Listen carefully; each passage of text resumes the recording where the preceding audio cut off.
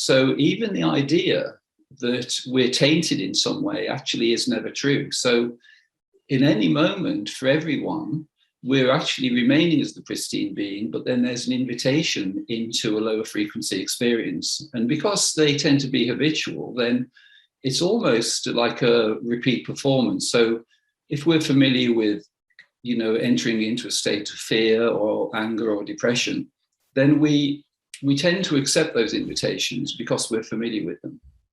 And if we accept them, it's a bit like buying, if we buy something from Amazon, say, there's because we bought something, consciousness is logged that we've actually made that purchase, and so we get an invitation a few days or weeks down the line to buy something that's similar. And it's very similar to the way the emotions work, because if we accept the invitation into a lower frequency experience, then we're going to be getting an invitation of the same frequency a few days or weeks down the line.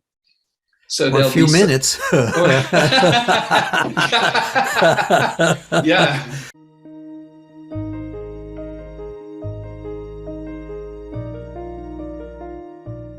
Welcome to Letting Go and the Greatest Secret, where we explore the end of your suffering and the beginning of lasting happiness. I'm HALE DWOSKIN, and today we'll be talking again with David BINGHAM, who was a featured teacher along with me in Rhonda Byrne's book, The Greatest Secret.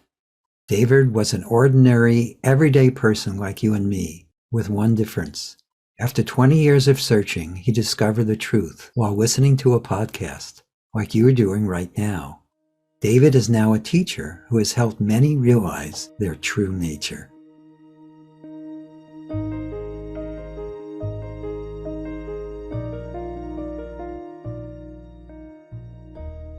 David, you were saying something, you wanted to say something about Lester, and I'm all ears. Great, yes. Well, yeah, I noticed the photo of Lester in the background, and it just reminded me of something which Lester said, which was very important to me, which is, he says that we begin and remain as the infinite being, but then we draw a very wide circle around ourselves and call it the causal round.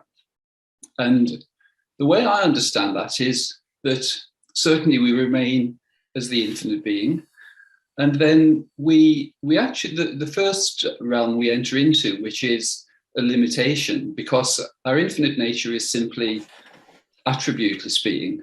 Yes. But we can then enter into the body of bliss, and the only thing present in the body of bliss is bliss.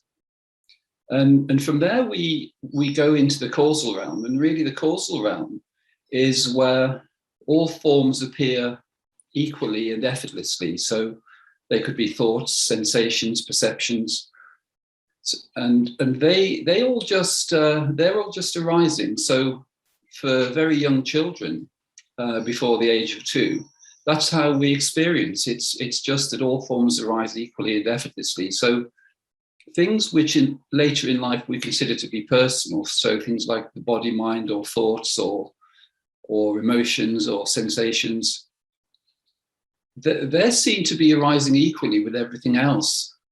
So there could be the sound of a car going by, or there could be an emotion, or there could be a sensation, there could be the sound of voices, there could be wind in the trees, and all those forms arise equally without any judgment. So that's really the causal realm, where everything is arising. So it's still a unified field, but the difference between our infinite nature, which is attributeless, and the causal realm is that forms arise effortlessly in the causal. And yes. then we draw an even smaller circle around ourselves, and we call it the astral realm. And I remember Lester describing this sequence. And so the astral realm is a dualistic realm. So the way we're tempted into there is usually by some kind of comparison. So we would be comparing, say, 2 beautiful objects. It could be 2 beautiful flowers or 2 beautiful beings. But the way we go deeper into there is because it's dualistic, there is the opportunity for there to be either opposition or conflict. So we can be drawn down into into those realms. And so from there, we can go into the etheric realm, which is the emotional realm. And if the mind's predominating, the emotions tend to be quite turbulent because they're following the thoughts. And then we draw an even smaller boundary around ourselves, and we call it the physical realm. And that boundary is really, for most people, the boundary of the physical body. So they're saying everything inside this boundary is me, and everything outside is not me. Yes. And that's the most constricted realm. Yes, exactly. But I love Lester's description, because we remain as the infinite being, but we have these 5 realms of experience, and it isn't as though we become trapped in the physical. The 5 koshas, or those 5 sheaths, actually remain, and it's like having a garage with 5 cars in there, and we have these 5 vehicles that we can jump into and experience each of those realms at any time. Yes. Lester also used to say that we're in all the realms at the same time. Yes. It's just that where most of us are focused on is the physical realm and the realm of thought and emotion, and yes. the realm of conflict, which is I guess the astral realm. Yes. And most of us have forgotten that we're actually experiencing the causal realm, or the realm of yes. ideation, all the time. Yes. And we're not realizing it. We're so yes. lost in the denser realms that we don't see it. Yes. And that bliss realm, even though we're experiencing it all the time, we're so focused on the other realms we don't notice it. And when we think we're experiencing pleasure or joy from something that's happened in the physical realm, it's actually just that yes. realm of bliss just simply shining through. And all of that is contained within that non-dual, yes, effortless, choiceless, changeless, pure awareness yes. that we actually are. All these other realms are just superimpositions. As he said, you yes. just draw these smaller and smaller circles around yourself, but in actuality, you never do. It's just yes. We remain as the infinite, and they're yes. all existing within our infinite nature. Yes. Yes. But yes, I love the way Lester described the way the body of bliss is available, because it's actually really liberating in a materialistic sense, because many people feel as though they need to acquire things to make them happy. But I love the way Lester collapses that notion in the way he says, well, actually, when we achieve whatever it is we're seeking, this bliss arises, but it isn't because we've attained the object. It's because all of the effort involved in pursuing it actually just falls away, and the bliss that was already there just appears. And I think that's amazing knowledge. Yes. No, again, there's even though Lester often spoke in a more dualistic way than a lot of the non-dual teachers of our generation talked, he clearly was completely aware of truth. Yes. And he had a real affinity for the yogic way of describing it. The koshas is what you just yes. described, yes. is a very yogic way of describing it. And yes. Lester really resonated with that way of describing. It's interesting. There were several things he resonated with. One was he actually used the Bible as a teaching tool. Wow. And he did that because so many of the people who knew were involved in the Christian faith. And so he went to the Bible first because he wanted to see if he could use it as a teaching tool. Yes. And he found things in it that he could point to as truth. One of the ones actually was one of the things he used to say about it having to do with the Bible was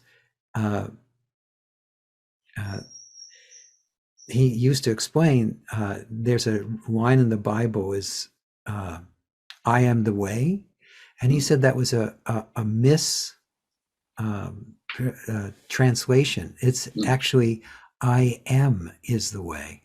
Right, brilliant, yes. That's really Because great. when we really recognize what I am, it disappears, revealing that Yes, pure, yes, changeless self that yes, we are. And the yes. other thing that relates to the Bible is, he said, instead of believing in Christ, believe as Christ believed. Yes. And so he would use things like that. But getting back to the koshas and yogic teachings, Lester actually was aware of other lifetimes.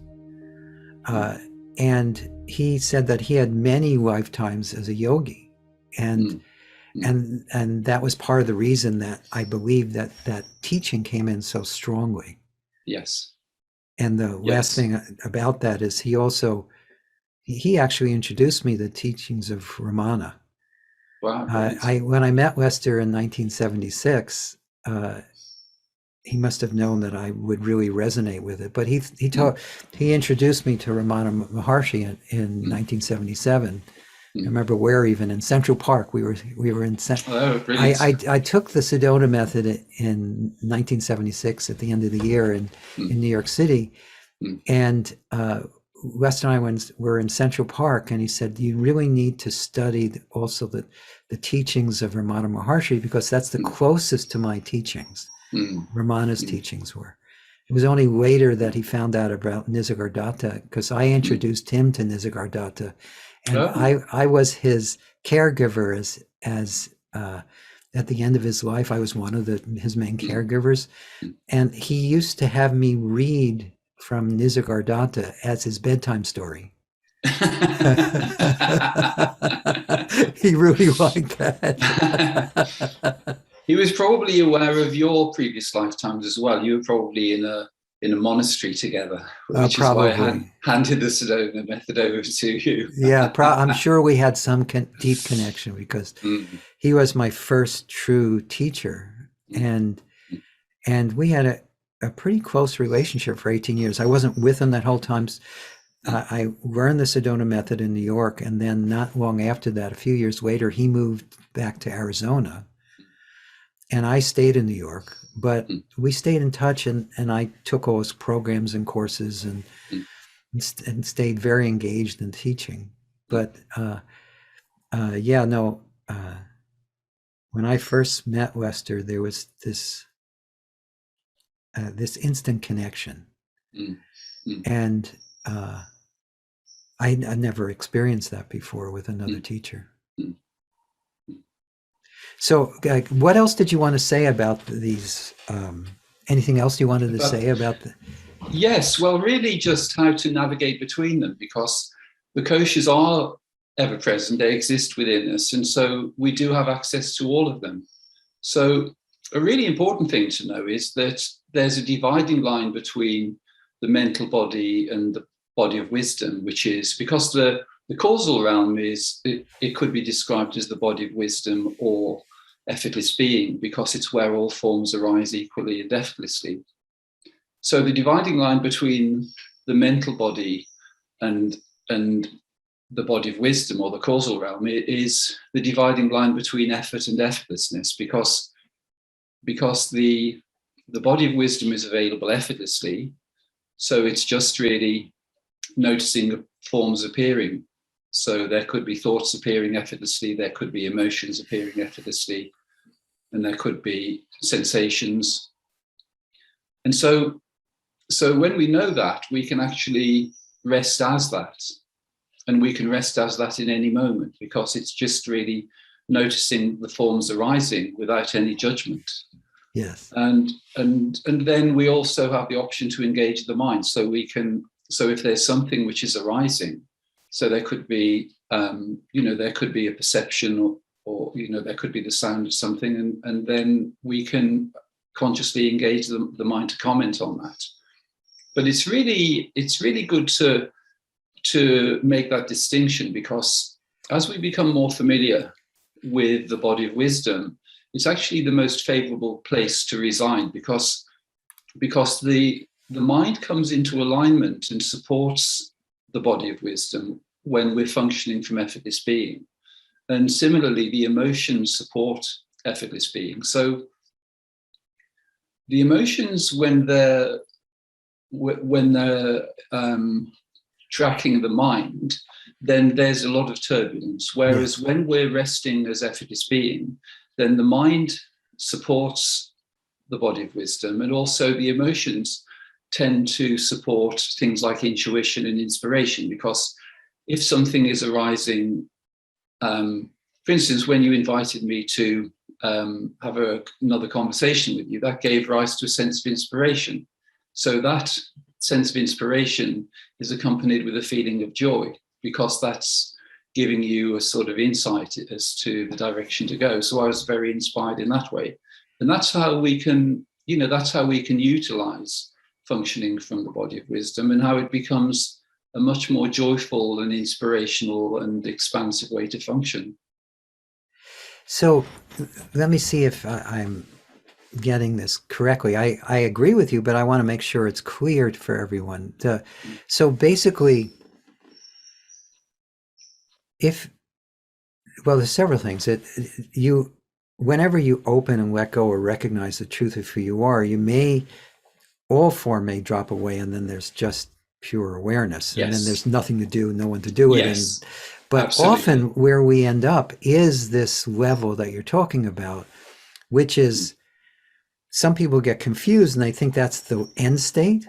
In fact, many teachers talk about that as though it's the end state, but it's not really the end state. It's exquisitely beautiful, and yes. And it's nurturing and full of joy and light and peace. And it is, as you're right, it's definitely the place that functioning happens in life in the most effortless way, because there's no opposition, there's no resistance, there's no struggle. It's just unfolding naturally. Yeah. And so how do you help people to, one, distinguish the difference, but more importantly, to how to start to trust that level of being, as opposed to, most of us, unfortunately, will taste this level of being. We may even taste pure non-duality.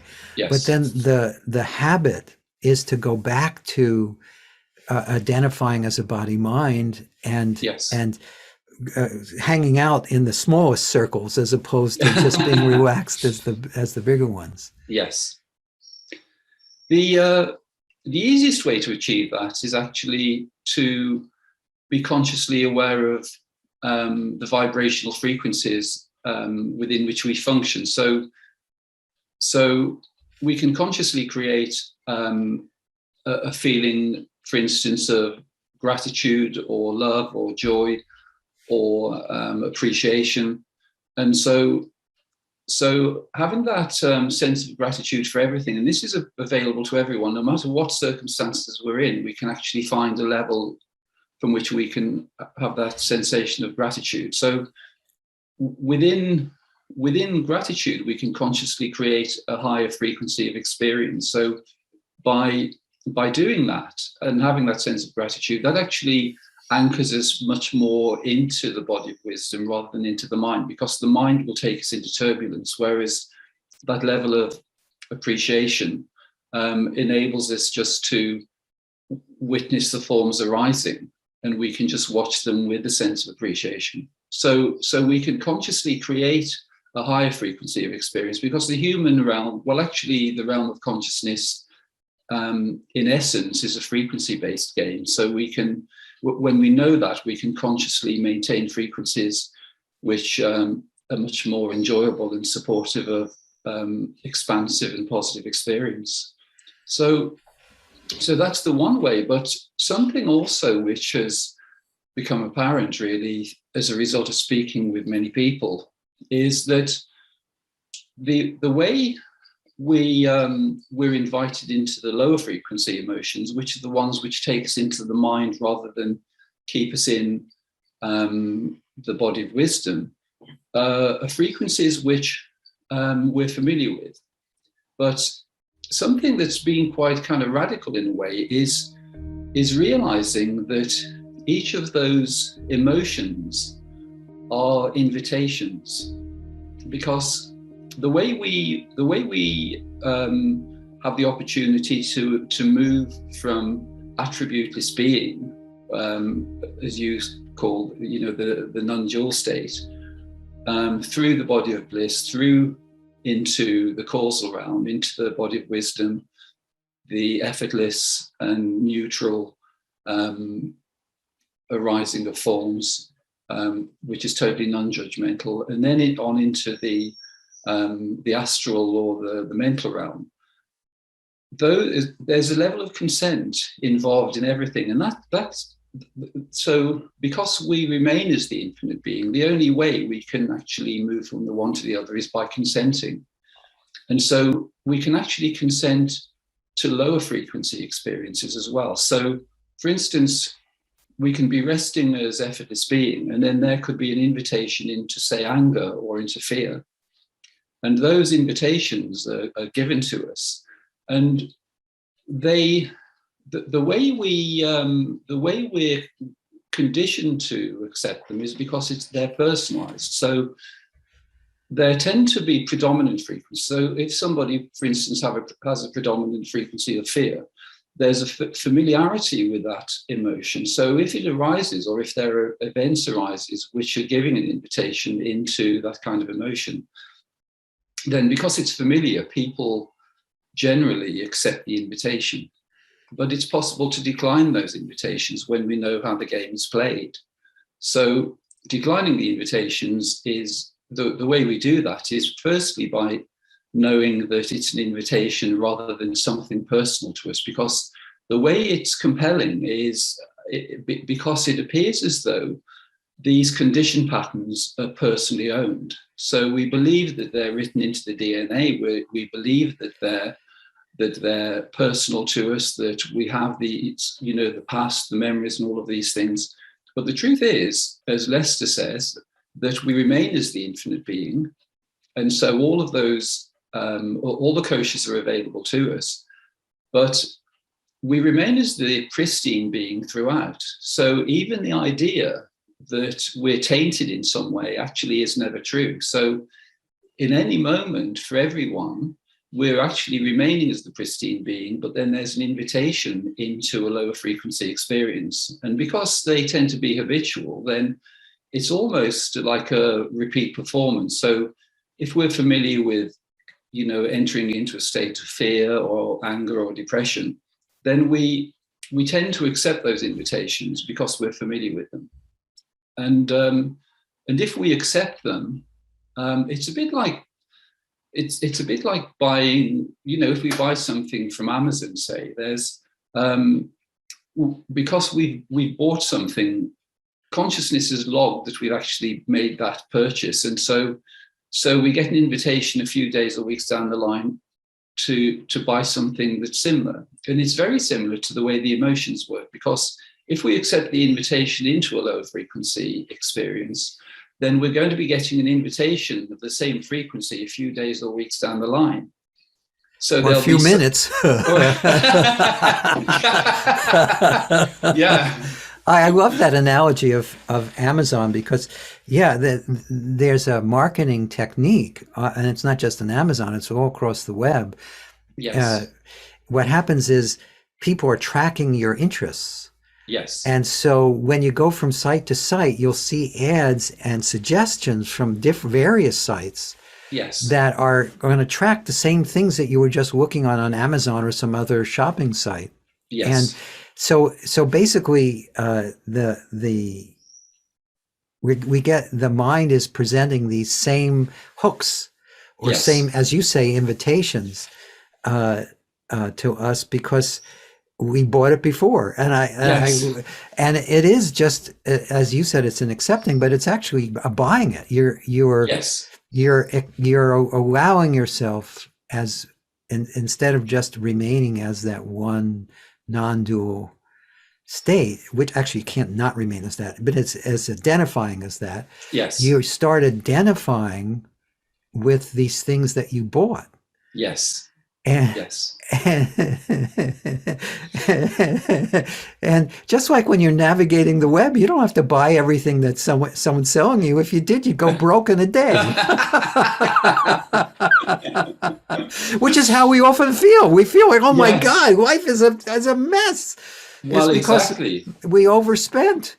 Exactly. Because, and it's actually it's our energy reserves that are compromised, because when we go into those low frequency emotions, they do deplete our energy. Yes, and yes. So the energetic bank becomes depleted or even overdrawn. Yes, no, I had the same thought as just before you said that. We have this. The more we are just simply at rest as that which we truly are, or at least in those higher realms that you're talking about, which, by the way, these realms don't actually have borders that are physical. No. We think we're actually in every realm, every moment, but seeing it this way is just a way for you to help discern where you're focusing. That's all it is. Yes. So don't get too fixated on these different realms. No. It's just a useful way. It's just a way of describing it or talking about it. But when you're more at rest as that which you truly are, which is, you have actually infinite energy available to you. Exactly. There's no limits. Yes. But the more you buy into or identify with the more constricted realms, the more you're constricting that infinite energy more and more and more. Yes. And that's why we're exhausted at the end of the day. It is. It's even it's more sophisticated in a way, because if we look at for instance, the way modern technology is, I'm not sure whether you've had this experience, but sometimes, say you have your cell phone with you, you can be having a conversation with somebody about something really specific, and then 10 minutes later, you open the phone and there's somebody trying to sell that object to you. Right. So they're actually listening, and that actually is that's the way the mental level works, because the mental level is actually also a single entity. So it's like, because there is only one being, the mental realm is still one element. So really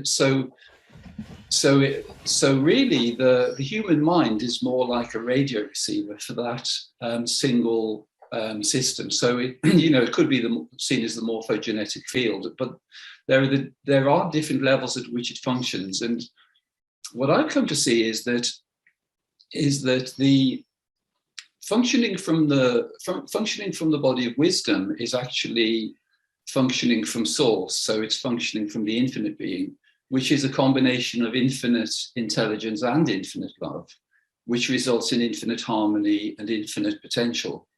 Whereas functioning from the mental body is just infinite intelligence, but it doesn't have the component of love involved. So that's why we can get drawn into all sorts of limited experiences, because the intelligence present in the mental body is a limited version. So it isn't the intelligence we're utilizing in the mental body can't access infinite intelligence because it's only half the picture, really. Yes, if that actually, in my experience, and I'm sure you'll agree with this, the circles aren't really equal. The smallest circle is the physical circle. West used to do these diagrams, and when he talked about the different levels, I'm sorry you never got a chance. I know you were familiar with the Sedona method since the 80s, I believe, wasn't it? Yes. Yes. Well, I'm sorry you never got a chance to actually go to a retreat with Wester, because that was exquisite. Although there were other parts of it that weren't as much fun. I won't get into that. But that was before I was in a teaching role. But when he came, one of the things he did is he had these talks that he'd give, and he would talk about the different realms. And he would put the physical realm as just, the realm would be like this bell curve, and at the very base would be just this very small stick figure to represent the physical realm. Yes. And it was very small percentage of the picture. Yes. And then the realm, the astral, or the or the more limited mind realm was slightly bigger, but still a fraction of the size of the more expanded realms. And then the paper, although it was way too small, represented that which you truly are, which was beyond all the realms. But the what's practical about this is everyone's probably heard the expression, follow your bliss. Yes. It doesn't mean that you just, most people misinterpret it. It may have been in the book. I never read the book, but they think following the bliss is just rearranging things on the deck of the Titanic as it's sinking, and that's somehow going to make you happier. But it's not about it's not about rearranging your life to follow your bliss. It's just that you're getting these inner cues all the time. Yes. Letting go feels blissful.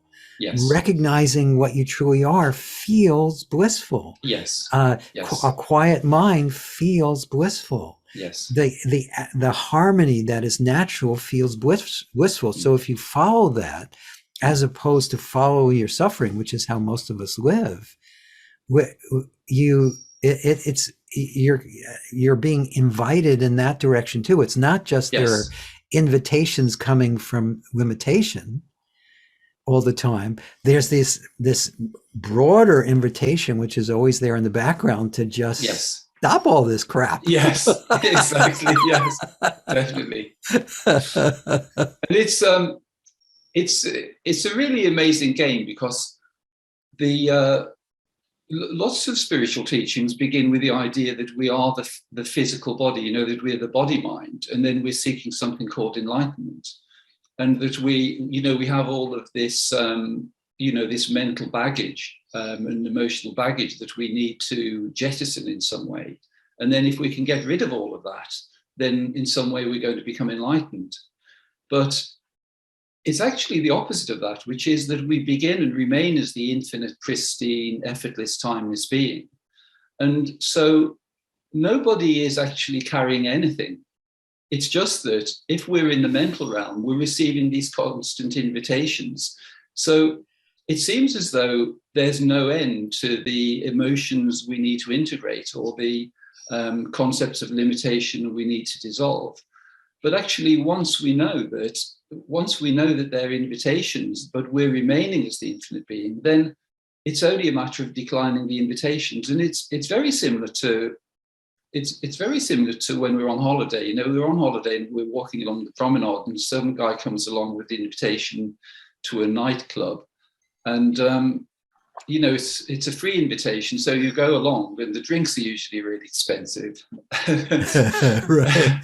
And it's not a particularly high vibe, and it's very similar to the invitations into the emotions, because as we're coming out of the nightclub, they usually give us an invitation to go to return to that nightclub the following night for free.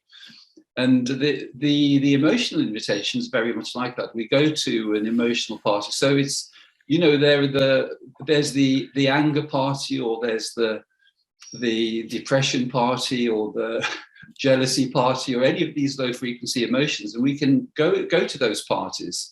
And then we always get a free invitation as we're leaving. So as the energy or the sort of frequency of those emotions subsides, we're actually receiving a free invitation into the next one. So you can guarantee that a few, as well as you say, it can even be a few minutes later. Right. We're being invited back in again. And so learning to decline those invitations is really the key, because as it is with invitations to a party or to dinner with someone, if we decline it once, we probably get invited again. But then if we decline 3 or 4 times, we stop getting the invitation. And it's exactly the same with the emotions. If we decline the invitation into the fear or into the anger, then that invitation doesn't come to us, because it's as though the system which is administering the whole thing knows that we won't be accepting the invitation. Yes. And when we decline the invitation, we stop getting them completely. And yes. It's opting out. Yeah, exactly. But so it doesn't actually take years and years to integrate anything. It's just seeing that it's a constant stream of invitations coming towards us, and if we keep accepting them, then we're going to be having all of this emotional turbulence. But as soon as we realize that, firstly, we can consciously create higher frequencies of experience by things like gratitude, love, appreciation, then we also learn to decline the low frequency emotions, and then we just rest as effortless being, because we're effortless being already. It's just that overlaid on that for some people are turbulent emotions, because they've accepted the invitations to those parties. Yes. But when you say decline the invitation, you don't mean reject it. It's interesting. It's almost, and please tell me how you see it too. But as you're saying this, it's not really a no. It's a loving no, thank you. Yes. Because if you turn it into a no, that's actually accepting the invitation, because then you're fighting with it, you're resisting it, you're struggling. That you've just, because that's what a lot of us do, is we try to not have anger, so we get more anger. Yes, exactly. So it's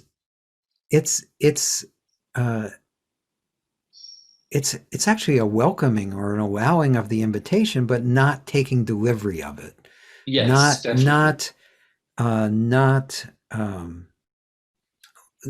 not buying into it. Yes. Would you agree with you? Well, you keep saying yes. I guess you do agree with that. Well, a couple of practical examples. I've learned the way this functions. I've learned the way this functions by speaking with different people, because people, some people contact me and they actually just want a conversation. I've had lots of people recently, and they've contacted me and they're already self-realized, but they just say, I don't really know anyone I can have a conversation with about this, so I thought I'd make an appointment and have a chat with you. So that's been lovely, really. Oh, I'm sure that's fun. Realizing how many people there are already self-realized. So that's, that's really inspiring. But sometimes there's a predominant frequency. So with the whole range of people I speak with, there are some very specific ones. So an example of one is someone who has empathy towards children. So if somebody is disturbed by any kind of suffering to do with children, there can be a frequency which is established on that basis. Now, it's actually a positive thing, because it's based on compassion. So they really love children and they want children to be safe and they want them to be happy.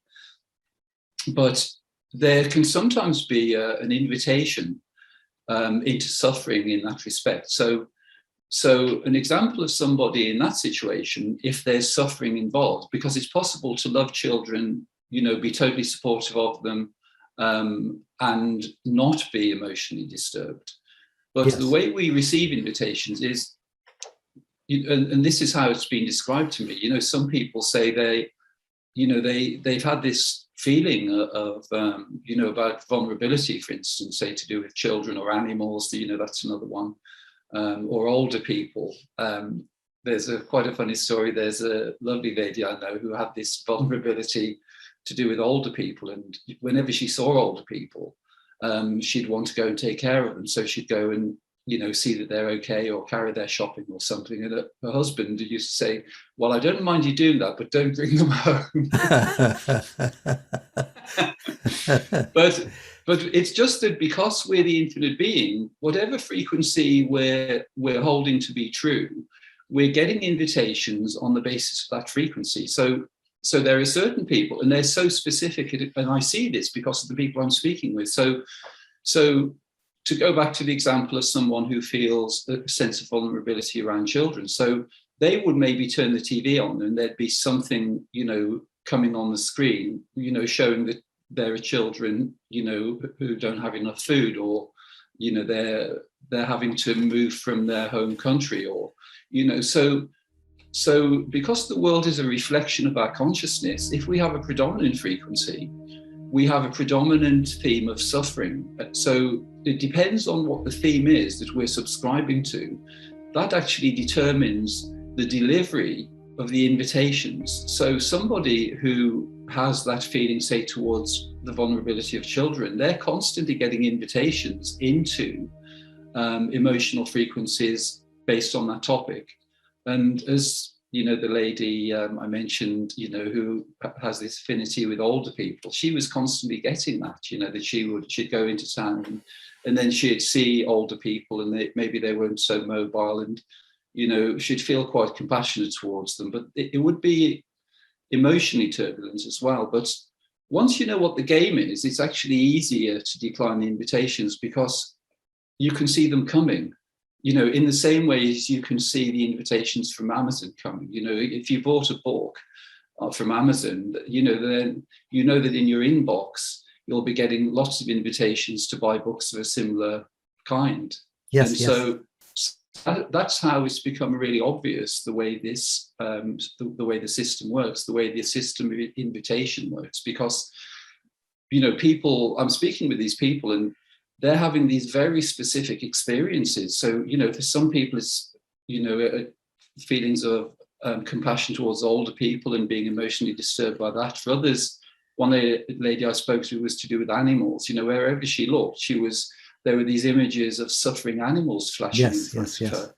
And children, that's another theme. Or, it could be, some people are preoccupied with death, for instance. That's another one. So they're constantly getting invitations to subscribe to some sort of funeral plan or something.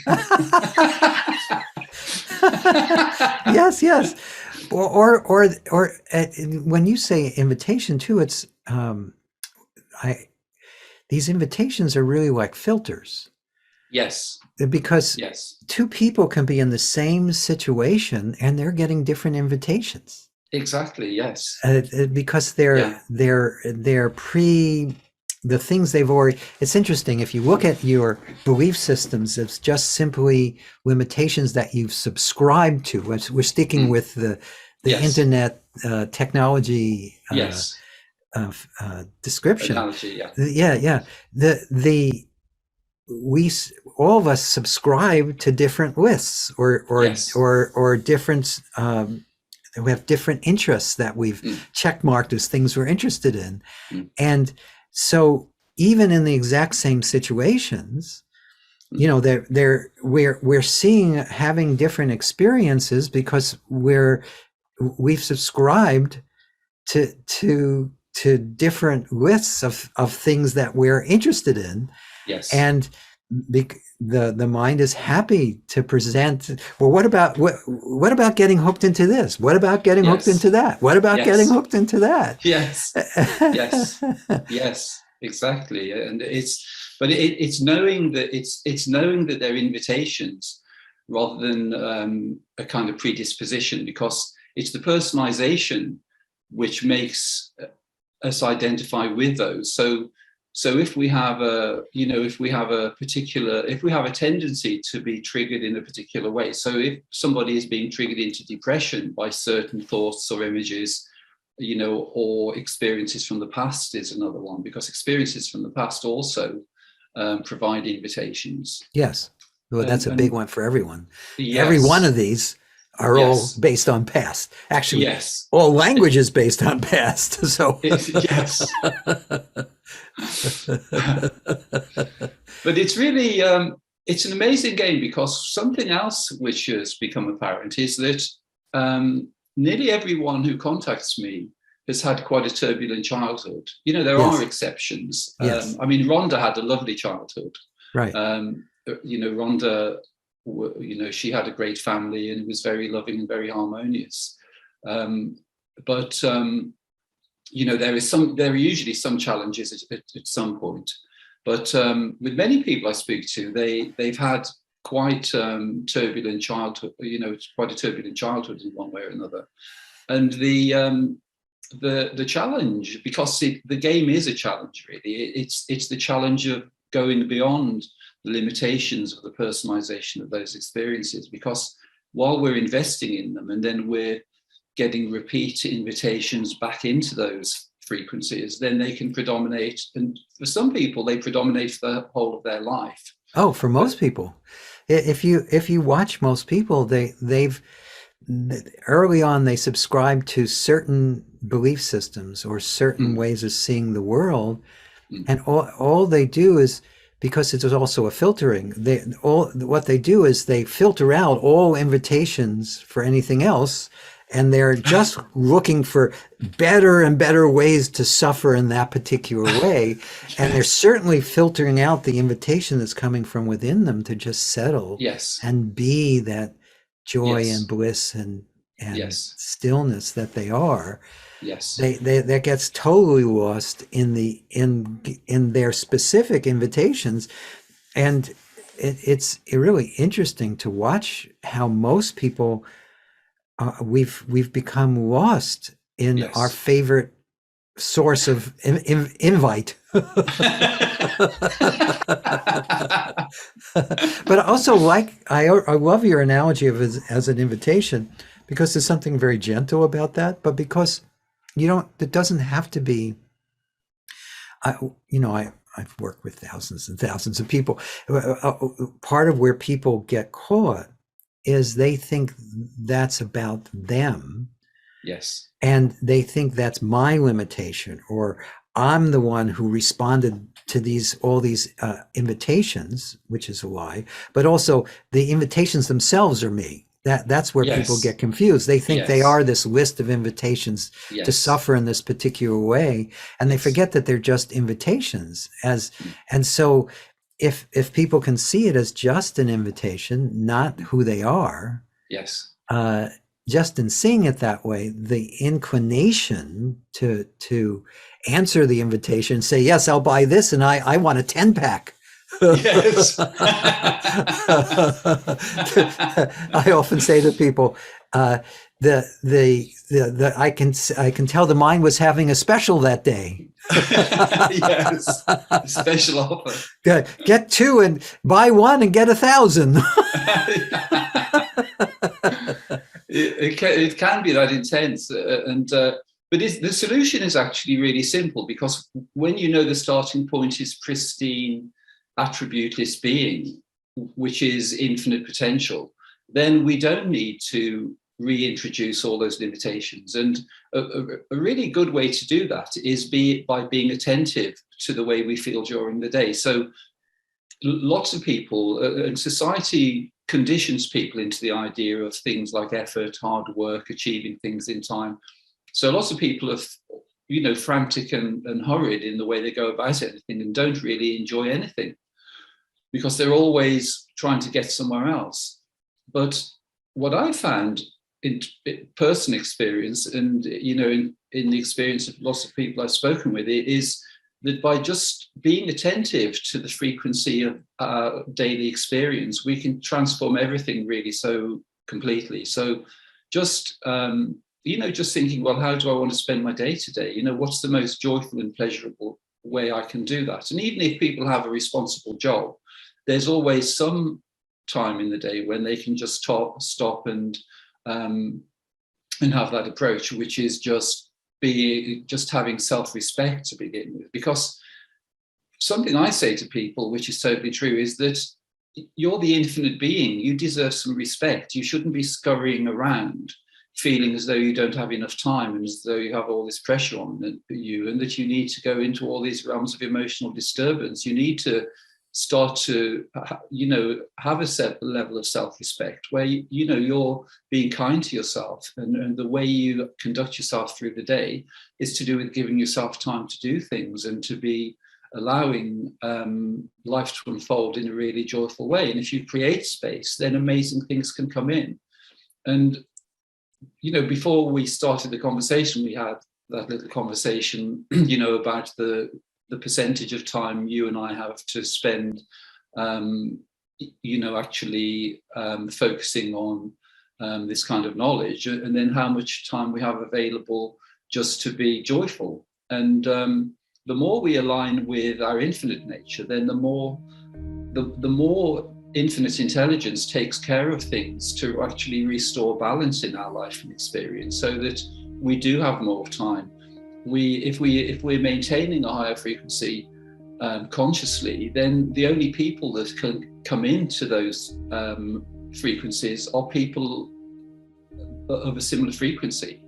If somebody has an idea that they're not lovable, or that that they could never meet somebody that they could be happy with, or they're maintaining lower frequency emotions, the only people that can glide into those kind of lives is people who are a frequency match for them. So just being conscious about the way we structure each day, just to be able to have that sense of self-respect, enjoy the natural environment around us, give people full attention, have a sense of relaxation. And wherever we can create that, we're actually creating a frequency which is much more desirable. And then the ability, it's a much shorter step from that level of ease into effortless being than it is from a frantic, mind-based form of experience.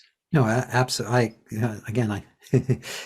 I'm going like this as we're going through this, because I love what you're saying. And a lot of people will also think, well, if I don't have time, I don't have time. I can't do that. Well, the thing is that each moment, whether you're in the middle of work, you're driving your car, even in the middle of an argument, you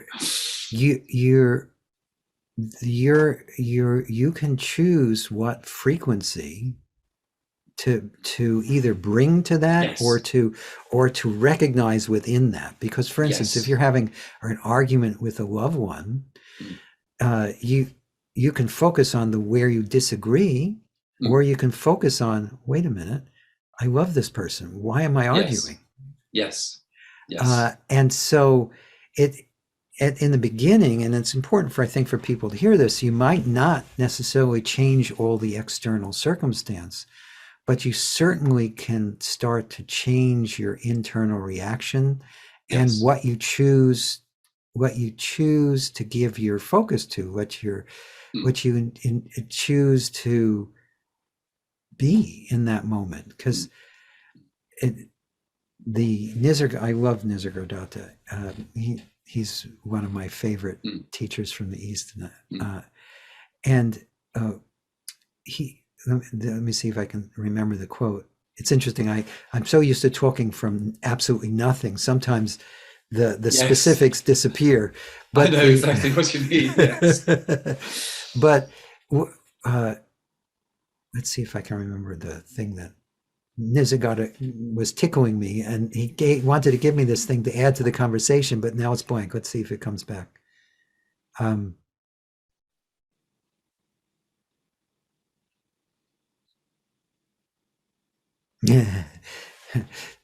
Well, again, it's interesting. It was not about the words, but it's about what's in between the words.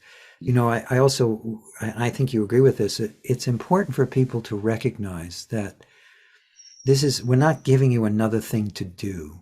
No.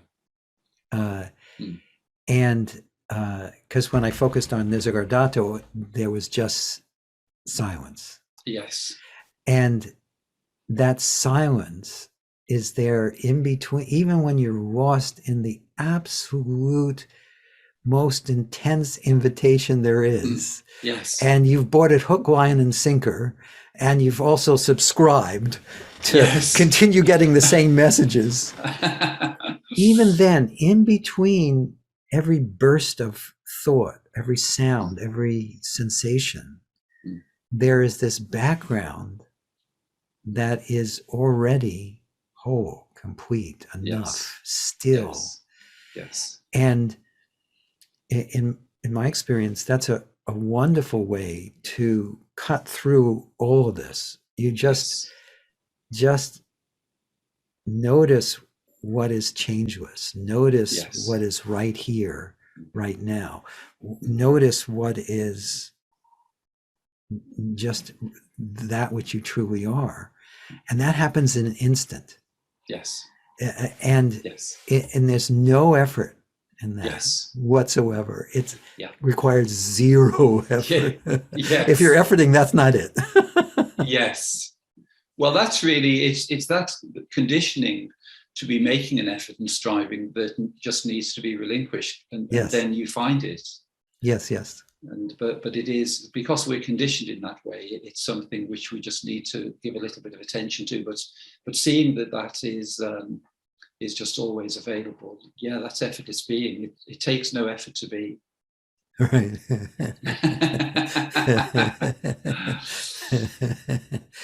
Yeah, and that's what Lester and Ramana and Nisargadatta had in common. They all talked about the highest teachings. Lester used to say this: the highest teachings are the silent teachings. Yes. Lao Tzu said that Tao that can be named is not the true Tao. Yes. Ramana said something very similar to Lester, that the real teaching is in silence. And you know, when you read a book by Nisargadatta or Ramana, because it's a book, they filter out all the silence.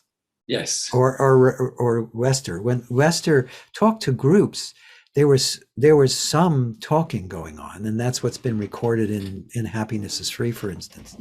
But those groups that he spoke to, they spent most of their time in silent being. And that teaching is always just,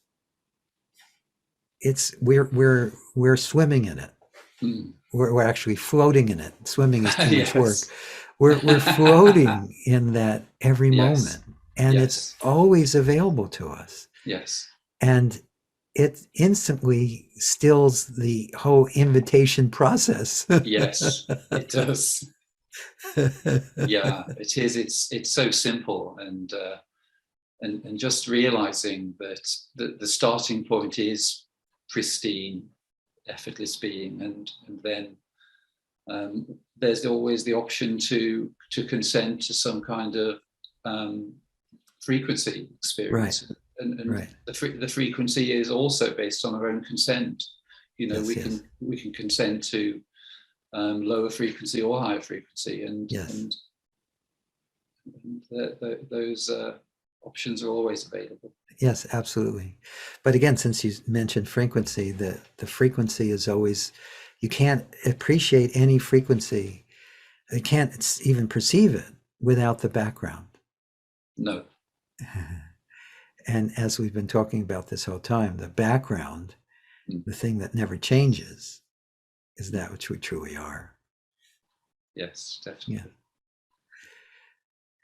Anyway, that went, you know, I could keep talking, except that we've already gone on for a while. Yeah. So, do you have anything else? Anything else you want to leave people with or suggest for an exploration? The information within our conversation, I think, has just been very comprehensive, because we've presented avenues from, your side and from my side. So I think there are ways for people to see the simplicity of infinite being and the fact that it is already present. And the main thing to be aware of, I feel, is that it's the element of personalization and ownership that is the thing which is most compelling. So for instance, if we accepted invitations into lower frequency experience in the past, they're actually being beamed to us. So the mind is like a radio receiver, and those invitations are being beamed into our mind. And the tendency is to personalize those, because it does sound as though they're to do with us, but actually they're just invitations. And when we make that distinction between what is actually being delivered as an invitation, and then thinking that it's who we are, that within that distinction is freedom.